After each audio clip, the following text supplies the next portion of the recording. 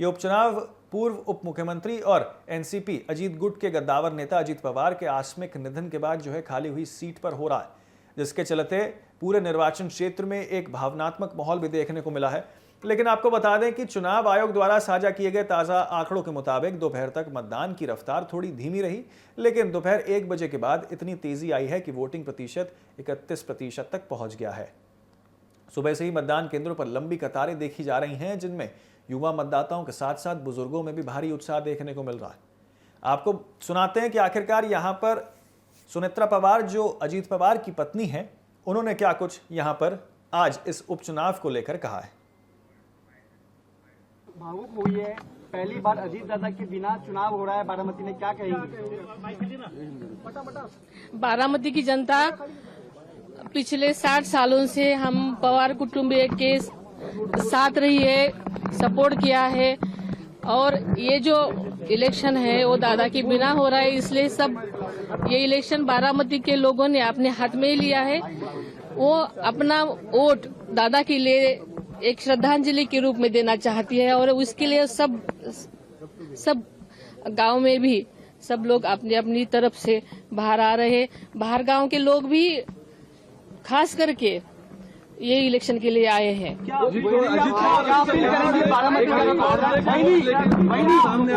करेंगे आप बारामती के लोगों को? वैसे तो बारामती के लोगों ने हाथ में ये इलेक्शन लिया है, मैंने बोला है, लेकिन बारामती के लोगों को पता है कि दादा ने इतने साल उनके लिए जो किया है, उनको वापस देने का एक ही आज का उनका दिन है, और इसके लिए अपना वोट, ये कीमती वोट उनके लिए वो डालना चाहते हैं, और इसके लिए वो बाहर आए हैं। तो इस चुनाव रण में आपको बता दें कुल 23 उम्मीदवार अपनी किस्मत वो चमका रहे हैं। बारामती सीट में आज वो बहुत ज़्यादा हाई प्रोफाइल सीट अपने आप में मानी जाती है, लेकिन सबकी नज़रें असल में आपको बता दें महायुक्ति की साझा उम्मीदवार सुनेत्रा पवार पर टिकी हैं। अपने पति अजीत पवार की विरासत को संभालने और सहानुभूति लेकर वो इस चुनावी रण में उतरी है, और लहर के साथ वो चुनावी मैदान में सुनेत्रा पवार ने सुबह से ही अपना वोट डाल दिया और विश्वास जताया कि बारामती की जनता दादा यानी कि अजीत पवार के अधूरे सपने को पूरा करने के लिए उन्हें आशीर्वाद देगी। हालांकि विपक्षी गठबंधन महाविकास अघाड़ी यानी कि एमवीए ने इस बार कोई आधिकारिक उम्मीदवार नहीं उतारा, जिसे अजीत पवार के प्रति एक सम्मान के तौर पर भी देखा जा रहा है। लेकिन निर्दलीय उम्मीदवार और छोटे दल मुकाबले को त्रिकोणीय बनाने की कोशिश में जुटे हुए हैं। प्रशासनिक स्तर पर चुनाव को लेकर सुरक्षा के चाक चौबंद इंतजाम किए गए हैं। निर्वाचन क्षेत्र के सभी 478 मतदान केंद्रों पर भारी पुलिस बल तैनात है और संवेदनशील केंद्रों पर वेबकास्टिंग के जरिए निगरानी रखी जा रही है। बारामती के साथ साथ आज आपको बता दें राहुरी विधानसभा सीट पर भी उपचुनाव हो रहा है, जिसके नतीजे 4 मई 2026 को घोषित किए जाएंगे।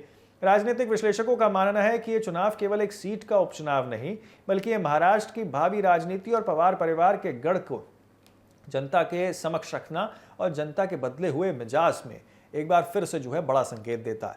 फिलहाल शाम 6 बजे तक आपको बता दें कि मतदान जारी रहेगा और उम्मीद जताई जा रही है कि अंतिम वोटिंग प्रतिशत 60 से 65% के आसपास वो जा सकती है, जो दोपहर में तकरीबन 32% के आसपास दर्ज की गई थी।